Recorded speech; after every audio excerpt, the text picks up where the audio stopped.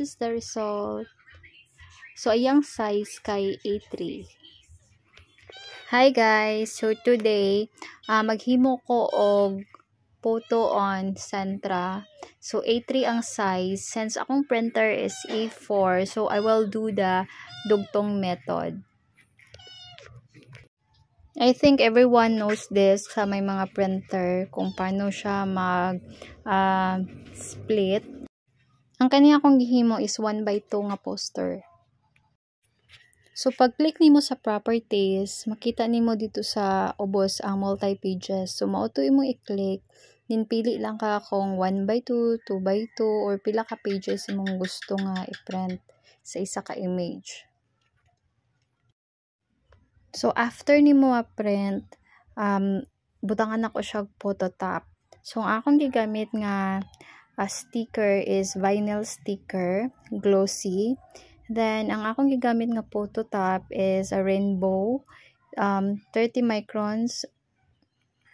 So, this is my way how to put a cold laminating film. Lain-lain big paagi, pero diri ko mas komportable nga dili siya mag-bubbles. Before, daghan ko kayog sa pag-laminate kay mag-bubbles siya. So, sa kadugayan, medyo na okay na. Nakabalon ako paano. So, gagamit di ko og laminating machine. So, i-on mo ang laminating. Then, forward. So, yung ana lang. By the way, this phototop, dili ko ganahan because gahi siya pag hilahon nimo. Unlike sa brand nga Quaff, ang Quaff kasi is 80 microns baga siya. And this one is 30 microns, nipis siya. Dili siya flat siya, pero di ko ganahan.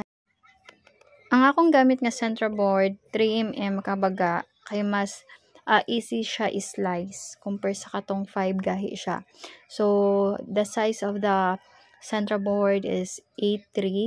Then, i-peel off lang to nimong plastic sa top niya antes ka magbutang sa sticker.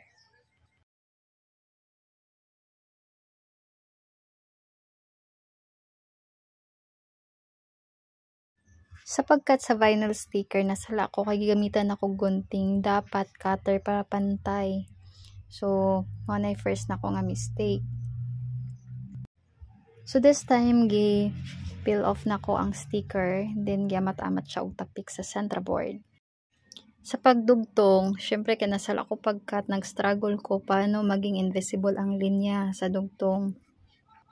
So, this time, i-cut na lang nimo ang mga kilid nga wala na apil og print. Kaya ang akong printer is dili borderless. So, kani siya, kay metal ni siya para sa corner frame. So, para pag mapangka siya ba, dili siya magupi. Corner brackets day ang tawag ani sa color gold. So, ginagamitan ako siya og tela, ihapin kung i-press na ko sa pliers kay para dili magasgas. Ang sala na ko sa dugtong method is wala na ko siya gigamitag cutter, hinggamit ko og katong gunting, so wala siya na straight. So, visible siya ang dugtong. Pero, may part siya nga invisible ang dugtong. So, andiri ra jud siya nga side ang visible.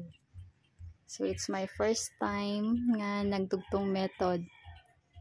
Not bad kay first time pa man, pero ganahan ko kaayo mag-usab, kanang mag-practice pa, galing mahal ang material. Sige, di na lang. Thank you for watching.